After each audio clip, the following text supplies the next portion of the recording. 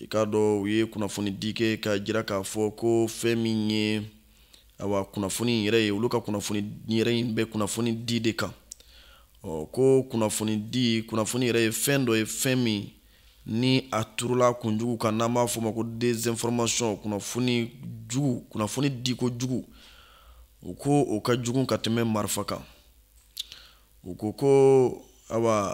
marifa ni o ye kɛlɛkɛ marifa ye ale bɛ se ka ja siran bila maaw la, a bɛ maaw la siran. Dabɔkun y'o ye ka maaw baga ka maaw la siran. Ka maaw tila ani ka hakili wasu k'o don maaw la. Kunnafoni turula kun ka kunnafoni di kojugu a ka baara de y'o ye. Ko an k'an jija an kana bin o ja in kɔnɔna la, an kana sɔrɔ o ja in kɔnɔna la. Kunnafoni diba jugu u ka jan an kana bin a kɔnɔna la. Ko ni an yɛlɛnna bɔlɔlɔsiraw kan yani k'a to an k'a fɔ ko an bɛ don ka kunnafoniw lajɛ wala k'a fɔ k'an ma hakilinataw fɔ a la n'u b'a fɔ ko k'a commenter walama k'a partager, k'an k'an yɛrɛ ɲininka fɔlɔ yala ni kunnafoni min ni ne yɛrɛ bɛ ka n da don nin na ni n bɛ a ci ka kɛ nin na, ni kunnafoni yɛrɛ bɔra kunnafoni dila jɔnjɔn yɔrɔ, kunnafoni diso jɔnjɔn yɔrɔ wa? N'o tɛ tɛmɛ kan k'o de ladilikan bɛ u bolo ka di. U ko an kana to n y'a mɛn gansan an kana fanga di o ma, wa an kana fanga di kunnafoni kolonw ma, kunnafoni minnu ni kunnafoni julankolonw don, tayɔrɔ t'a la bilayɔrɔ t'u la. A bɛ fɔ olu ma ko fausse information. Olu minnu b'an senkɔrɔ k'an kana fanga di olu ma. Mali jamana ɲɛmaaw ye kangarida ko a ka dɔn k'a fɔ kunnafoni min ni kunnafoni jɛlenw don, ni kunnafoni ninnu tɛntɛnnen don k'a lajɛ k'a jateminɛ, i k'a dɔn ko bi bɔ yɔrɔ kelen min na o ye olu yɛrɛ gouvernement fɛla de ye. Jamana ɲɛmaaw de b'o kunnafoni di jamana ko la. Bamananw ko ntɛnɛnin mana min fɔ ba ɲɛkuru ko la dɔnbaalatigɛ y'a fɔ dɛ. O kuma gouvernement mana min fɔ o de ye kuma tiɲɛ ye. Ko o de hukumu kɔnɔna la an kana fɔ an bɛ danaya ta kunnafoni ko ta fa fɛ ka da foyi wɛrɛ la fo gouvernement yɛrɛ ka kuma lasela minnu bɛ yen, a ka kunnafoni di la minnu bɛ yen, kunnafoni di cakɛso minnu bɛ yen, an ka da olu la, an ka kunnafoni ta olu fɛ yen. Ni o kunnafoni di baara kɛbaw minnu bɛ gouvernement tɔgɔ la, an bɛ se k'u sɔrɔ bɔlɔlɔsiraw kan, sitiw b'u bolo, wa bɔlɔlɔsiraw kan u bɛ sɔrɔ yen. O dɔ ye Sigma, ORTM, Fama ani Esori. Gouvernement ko an k'an yɛrɛkun lakana nin wale jugu ma n'o ye kunnafoni jundan sendanw kana kolonw ye. An k'an yɛrɛ lakana a kungo ma, wa an ka maa wɛrɛw lakana a kungo ma. O tɛ se ka sɔrɔ cogo si la fo an k'an ban ka kunnafoni sugu k'a fɔ k'an b'a cari, an kana k'a carinba ye. Kɔrɔfɔ filɛ nin ye, faamuliko ɲuman u bɛ ɲini bɛɛ lajɛlen fɛ. Ayiwa, o kɔfɛ an bɛ aw ladɔnniya a ka dɔn k'a fɔ an ka jamana ɲɛmaaw ka kɛ ni wulikajɔ ye, wulikajɔ min ni a laɲini ye ka bɛn ni kelenya ani yafa ɲɔgɔn ma k'o sabati Mali jamana kɔnɔna la. A bɛ fɔ don min ma ko 4e édition de la semaine nationale de la réconciliation, o bɛ an ka jamana ɲɛmaaw ka sigi tako 4nan ko fɔ jɔakun 4nan, jɔakun kelen kɔnɔ ka malidenw fara ɲɔgɔn kan, an ka se ka bɛn ni yafa ɲɔgɔn ma, an k'o baaraw kɛ k'o sabati an ni ɲɔgɔn cɛ. O tako 4nan a bɛ o de kofɔ. O baaraw kɛra kunun ntɛnɛn ni o bɛnna septembre kalo tile 15 ma san 2025. Baara minnu ni a ɲɛmaya tun bɛ gouvernement ɲɛmaa bolo général de division Ablaye Mayiga. I k'a dɔn ni baara min ni jamana ɲɛmaaw b'a kɛ walasa bɛn ni kelenya ka sabati jamanadenw ni ɲɔgɔn cɛ, yafa ɲɔgɔnmaw ka sabati an cɛ. I k'a dɔn a bɛ sɛmɛ sariya la, sariya min ni o yɛrɛ tara walasa bɛn ni kelenya bɛ se ka sabati an yɛrɛ dama ni ɲɔgɔn cɛ kabi san 2019 waatiw la. Wa a baaraw bɛ bila sen kan Mali kurukara bɛɛ lajɛlen kɔnɔ, Pantikɛ dugu la a la k'o ka dɔgɔ. u bɛ jɔakun naaninan in a takun naaninan in o hakilinaw bila mɛ minɛ min kɔnɔ o de ye awa tiɲɛ seko ni dɔnko tabiya an ka tiɲɛ ka sɛmɛ an ka tabiya kɔrɔw la ka kɛ sababu ye ka bɛn ani sigiɲɔgɔnya jali k'o sabati i ka dɔn AES jamanadenw bɛɛ lajɛlen ni ɲɔgɔn cɛ o hakilina in de ye ɲinanta ye ni sigiko sigi naaninan ta ye i ka dɔn a kɛnɛ kan min ye sigi in yɛrɛ ɲɛmaaba ni o ye général de division Ablaye Mayiga ye premier ministre ko don a ka kɔrɔfɔw kɔnɔna la a y'a jira k'a fɔ ni tako naaninan in kuma se bɛ hakilina min kɔnɔna la o bi anw yɛrɛ ka awa maaya a bɛ anw yɛrɛ ka maaya kofɔ ni o ye anw ka valeur ye a bɛ anw ka tabiyaw ani an ka tarikuw i ka dɔn ani anw yɛrɛ ka kunjama tuluniw i ka dɔn nin bɛɛ lajɛlen sɛmɛn bɛ seko ni dɔnko n k'a fɔ bɛɛ ni kelenya ani yafa ɲɔgɔn ma nin bɛɛ lajɛlen sɛmɛn bɛ o la o b'a jira k'a fɔ ni an ka o tabiya fɛn ninnu fɛn o fɛn ta k'a lajɛ i b'a ye k'a fɔ bɛɛ ni kelenya ani yafa ɲɔgɔn ma i b'a sɔrɔ a kɔnɔna la awa ani o tɛ Mali kelen ye AES jamanaw bɛɛ lajɛlen tabiya kelenw don ko a sigin bɛ fɛn min kan o de ye anw ka tabiya kɔrɔw ye an ka laada kɔrɔw ni o dɔ ye sinankunya ani sigiɲɔgɔnya ka se buranya ma fo ka se nimɔgɔya ma nin bɛɛ lajɛlen ye tabiya ye anw fɛ seko ni dɔnko yɛrɛ kɔnɔna la an ka tarikuw kɔnɔna la minnu bɛɛ lajɛlen bilara sen kan walasa ka se ka sigi diya anw ni ɲɔgɔn cɛ an ka sigiw kɔnɔna la ni jɔakun min kɔnɔna la bɛn ni kelenya baaraw bɛna kɛ k'a daminɛ a tile 10 septembre kalo tile 15 la ka se a tile 21 ma i ka dɔn a kɛnɛ kɔnɔna na baaraba minnu bɛna bila sen kan o de ye an ka ɲɔgɔn sɔn hakili ɲuman la i ka dɔn ka awa hakili jiginw kɛ baaraba minnu kɛra bɛn ni kelenya sabatili okumu kɔnɔna la ka olu jira kɛnɛ kan gɛlɛya minnu ni olu bɛ na bɛn ni kelenya kɔnɔna la ka olu bɔ k'olu jira kɛnɛ kan walasa fura ka sɔrɔ olu la awa o de okumu kɔnɔna la min ye Mali an ka tabiya kɔrɔ ye n'a fɔ an bɔra k'a fɔ cogo min n'o ye sigiɲɔgɔn dumanya min bɛ anw ni ɲɔgɔn cɛ anw yɛrɛ ka sigidaw sigin bɛ o de kan kabi tariku la o baaraw bɛna sabati k'o kolonzo ni an ka baara dɔw ye ni olu dɔw bɛ tali kɛ kalanko la ani seko ni dɔnko fo ka se ɲɛnajɛw ma farikolo ɲɛnajɛw b'o la a n'a ɲɔgɔnnaw i ka dɔn ɲɔgɔn sɔn hakili la o baaraw bɛna bila sen kan baara min ni awa jamana den hakili juru carinenw ani kɔkantaw bɛɛ lajɛlen sen bɛna don o la laɲini ye kelen ye nin bɛɛ lajɛlen ka kɛ sababu ye ka se ka bɛn ni sigiɲɔgɔnya diya malidenw ni ɲɔgɔn cɛ laɲini ye o de ye i ka dɔn ka tila ka awa da se baaraw se waleyaw ma waleya minnu bɛ kɛ sababu ye ka sigi diya i n'a fɔ jamanaden ɲumanya i n'a fɔ jamana sariyaw bonyali i n'a fɔ an kɛlen k'an cɛsiri bɛn ni kelenya ani sigiɲɔgɔnya jali la an yɛrɛ dama ni ɲɔgɔn cɛ o de hukumu kɔnɔna la an ka jamana premier ministre n'o ye général de division Ablaye Mayiga ye a ka kɔrɔfɔw kɔnɔna la a y'a jira k'a fɔ bɛn ni kelenya yafa ɲɔgɔn ma i ka dɔn n'i y'a sira ta ko a sira in a ka jan ko gɛlɛyaw caman min bɔ k'u jɔ i ɲɛ a ko in na ko aw n'a ta o ta ni a ka di ni kun ye ka bɛn kɛ ka yafa ɲɔgɔn ma boloda i k'a dɔn ko an dɛsɛ ko tɛ a la an bɛ se sɔrɔ a baara in kan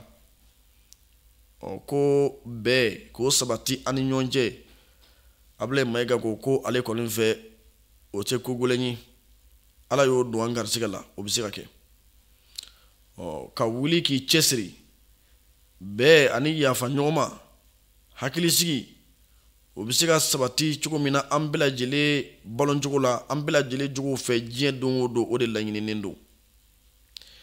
o de hukumu kɔnɔna la wele da kan bɛ bila maliden ma maliden ka nin jɔakun kelen a bilara minɛ min kɔnɔ n'o ye bɛn ni kelenya ni yafa ɲɔgɔnma ye i ka dɔn a ka kɛ waati min ni a bɛna to an bɛɛ lajɛlen hakili la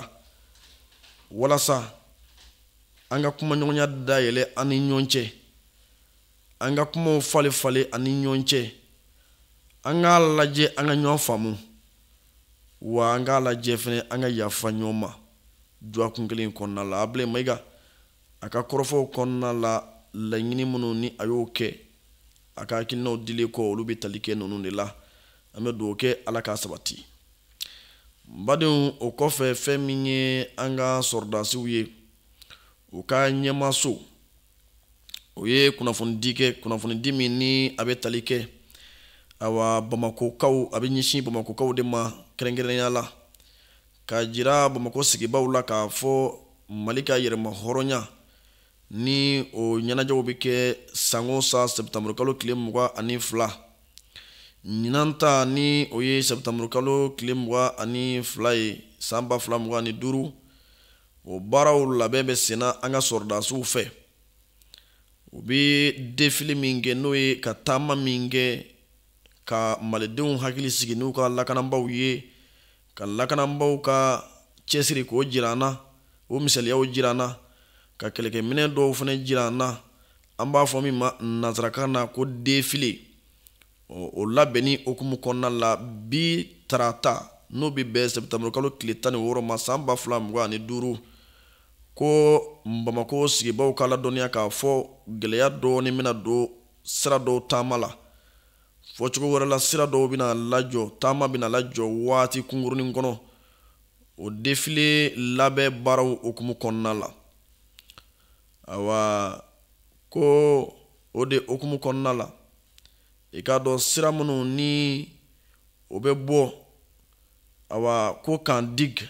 boulevard ka se siège Ecobank ma ko yɔrɔ ko o siraw bɛna tigɛ waati nin kɔnɔ walasa baara in labɛnbaw bɛ ladege mun na u ka se ka fɛɛrɛ o baara ma ka fara o kan ko sira min bɛ bɔ ENSP o la ka na se monument de l'indépendance ma ko fɛnɛ sira in o bɛna tigɛ waati nin kɔnɔ bi tile kɔnɔna la ko walasa baara ninnu ka se ka lakunjɛ ka ɲɛ baaraw ka labɛn ka ɲɛ ko nka ko siratigɛ ninnu tɛ kɛ siratigɛ kuntalajanw ye ko ni u bɛ baara ladege minnu na ko n'o baaraw kɔni banna dɔrɔn u bɛ sira di maaw ma maaw ka tɛmɛ ka t'u cɛw la min ye sɔrɔdasiw ka ɲɛmaso ye a ko a bɛ a bisigi k'a fɔ familiko ɲuman ani Mali yɛrɛ kanu kosɔn malidenw na muɲu ka sabali ni ka familiko ɲuman sɔrɔ ni baara bolodalen ninnu na bi tile dɔrɔn de kɔnɔna la ni Ala sɔnna ma Ala k'a familiko ɲuman nɔgɔya badenw o kɔfɛ min ye an ka jamana minisiri min ɲɛsinnen don an ni jamana wɛrɛw cɛ ko ɲɛmɔgɔ ni o ye awa son excellence Ablaye Diop ye i ka dɔn a ye diɲɛ tɔnba o ka cakɛla min bɛ an fɛ yan ni i ka dɔn an b'a wele ko coordinateur résident du système des Nations Unies Mali jamana kɔnɔna la i ka dɔn ale yɛrɛ ye Kassim Diagne de ye a y'a bisimila Kassim Diagne min ni ale ka baaraw kunjɛli baaraw o foliw kɔnɔna la a taara ni ka taa minisiri Ablaye Diop ka taa ayiwa foli kɛ a la ayiwa o hukumu kɔnɔna la min ye Ablaye Diop yɛrɛ ye i ka dɔn a ye foli kɛ ka ɲɛsin ni cakɛla in ma n'o ye diɲɛ tɔnba ka cakɛla in ye cɛsiri min b'a la ani awa baara in min ɲɛdɔn ni o b'a la ka se baara in kɛcogo ɲuman min b'a bolo ka kɛ a n'a ŋaniya ɲuman min b'a la a y'o foli k'a la ko maa don maa min ni a kɛra maa ye maa min n'a bɛ maaw lamɛn Mali jamana ɲɛmaaw a y'u lamɛn wa sigikafɔ maa don wa hakili falen maa fɛnɛ don maa tɛ maa min ni ale de b'a bɛɛ dɔn a bɛɛ bɛ kɛ n da ye o maa tɛ ko a ka o waleya ɲumanw olu minnu b'a la o de kɛra sababu ye ka se ka a bɛ cakɛ min na anw fɛ yan a bɛ cakɛda min na anw fɛ n'o ye diɲɛ tɔnba ka nin cakɛda in ye ka se ka yiriwa bonya kɔnɔna la ka ɲɛsin anw ka Mali jamana ma ko kɛrɛnkɛrɛnnen la ka ɲɛsin anw ka gouvernement faraɲɛ fanga ɲɛmaw ka ɲɛsin olu ma ani u ye ɲɔgɔn faamu o ɲɔgɔn faamu in o foli kɛra ayiwa ni baarakɛla in na min ye Abilaye Diop ye a y'a jira k'a fɔ Mali ye diɲɛ tɔnba maa de ye anw ye diɲɛ tɔnba jamana dɔw de ye mun b'a kɔnɔ anw y'a maa ye a maa jolen yɛrɛ de y'an ye koyi wa o de hukumu kɔnɔna la anw bɛna taa ɲɛfɛ halisa k'an cɛsirilen to ani diɲɛ tɔnba ka bolodi ɲɔgɔnma baaraw ka sabati ka sɛmɛ a ka cakɛda minnu bɛ anw fɛ yan n'olu ye agences ni fɛnw ni programmes ye i k'a dɔn an n'u bɛ se ka baara kɛ ɲɔgɔn faamuya kɔnɔ cogo min na ani maliden bɛ se ka tɔnɔ sɔrɔ a la cogo min yiriwa siratigɛ la ani maa minnu bɛ yen n'olu ye dɛsɛbaatɔw ye olu dɛmɛ ni hukumu kɔnɔna la i k'a dɔn ko Mali na to ka baara kɛ halisa ni diɲɛ tɔnba ka cakɛda kɛrɛnkɛrɛnnen ninnu ye an da bɔra ka se minnu ma min ye diɲɛ tɔnba ka cakɛla in ye sa min ni ale ka baaraw kunjɛtɔ don ale kɔni y'a jira k'a fɔ nimisi wasa belebeleba o bɛ ale la Mali sigi a nimisa kelen tɛ ale la i k'a dɔn ko Mali ye jamana min ni jatigiya jamana don Mali ye cɛsiribaw de ka jamana ye wa a y'a jira k'a fɔ ko foli minnu ni tanuni minnu taara ka ɲɛsin ale ma dɛmɛ minnu taara ka ɲɛsin ma ko a donna a fɛ dɛ a diyara a ye o kuma se wɛrɛ t'ale ye fo ka Mali ɲɛmaw fo i k'a dɔn u ye baaraw nɔgɔyali min kɛ ale bolo ka dɛmɛ min ta k'ale sɛgɛrɛ walasa ale ka baaraw ka sabati ko se wɛrɛ t'a ye f'a k'o foli kɛ Mali ɲɛmaw la ale ye kɔrɔfɔw kunjɛnnen o ye an bɛ dugawu dɔn kɛ ayiwa n'a bɔra a bolo bɛ taa don min na Ala k'o ni sababa bɛɛ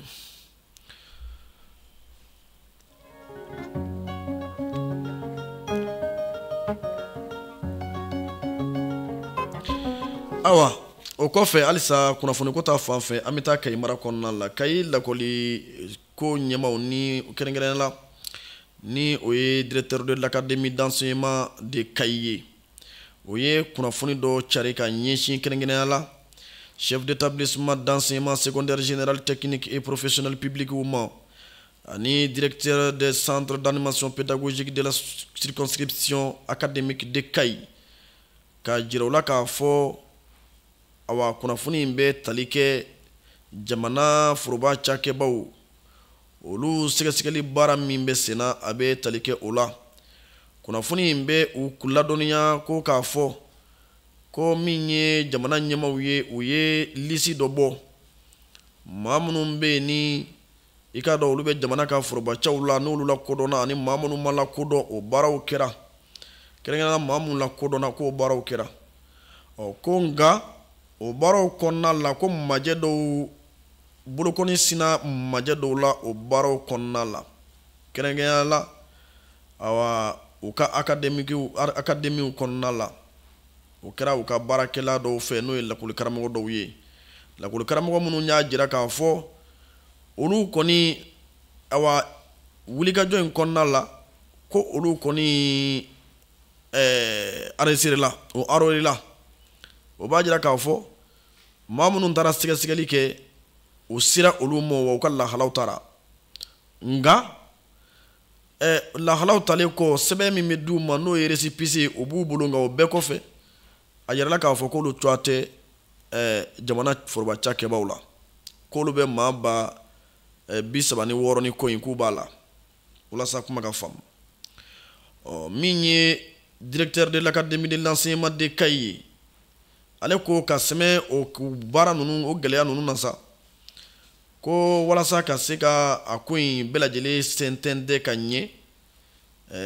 baarakɛla minnu ni o ye lakɔlimɛtiri minnu ye ni olu bɛ nin ko in lahala in kɔnɔna la k'a fɔ u ka lahalaw taara nka sɛbɛn kɔnɔna la a yɛrɛla k'a fɔ k'u ka lahalaw k'u malakodɔn k'a sɔrɔ o lakodɔn sɛbɛn yɛrɛ b'u bolo n'u ka récépissé ye o kuma ko walasa ka majɛ ninnu lakile k'a b'a ɲini sa awa lakɔli ɲɛmaa ninnu fɛ n'o ye chef d'établissement d'enseignement secondaire général technique et professionnel public ani directeur des centres d'animation pédagogique de la circonscription académique de Kayi ka ɲini u fɛ u ka segin ka lisi kɛ maa minnu bɛ yen ni lakɔlimɛtiriw don n'u bɛ nin lahala la k'a bɛɛ lajɛlen ka lahalaw k'u kɛ lisi kelen ye ka di ale ma yanni alamisadon cɛ sɛptamuru kalo tile 18 san 2025 kɛrɛnkɛrɛnnenya la nɛgɛ kaɲa 12 tile cɛmancɛ ka bɛn n'o ye u kana dɛsɛ o ma o kuma k'a b'a faamu k'a fɔ ayiwa u bɛ baara kɛ ni cɛsiri min ye ka kɔrɔ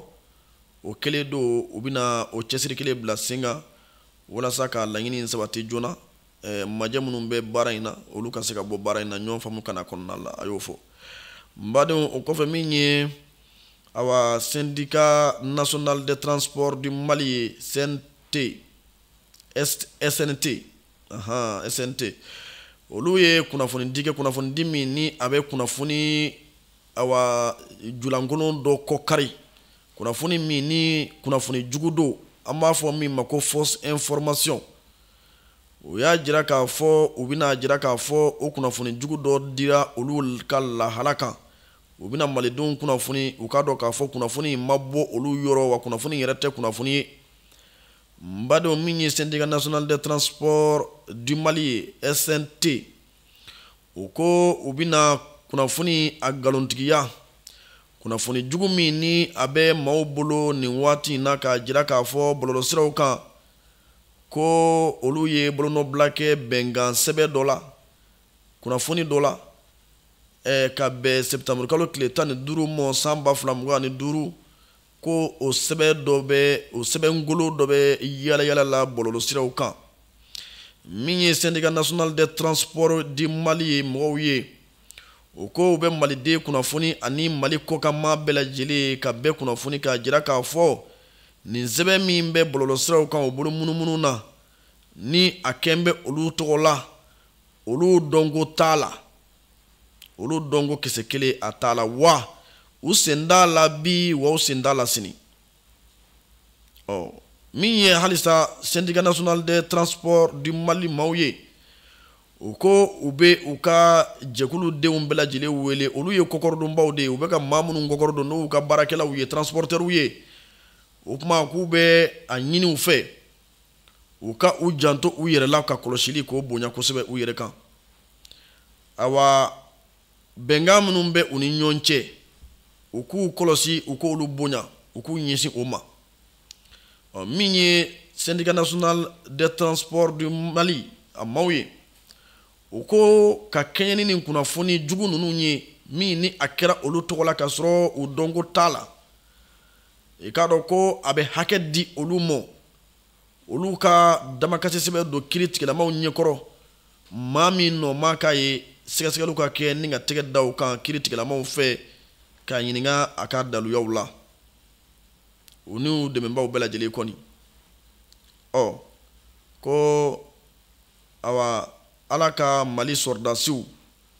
ko ala ka sanayɛlɛ di u ma ko ala ka sanayɛlɛ di syndicat national de transport du Mali ma ko ala ka sanayɛlɛ di union nationale des travailleurs du Mali n'o ye Mali ka cɛkɛlaw kɔkɔrɔdonkuluba ye ko ala ka sanayɛlɛ di ninnu bɛɛ lajɛlen ma ni hakilisigi kuma in u ye bolonɔbila Bamako sɛptamuru kalo tile 15 san 2025 Burama o bɛ dayɛlɛ anw ye ka don an ka kunnafoni bakurubaw kɔnɔ an bɛ minnu daminɛ ni lakana kunnafoniw ye n'Ala sɔnna.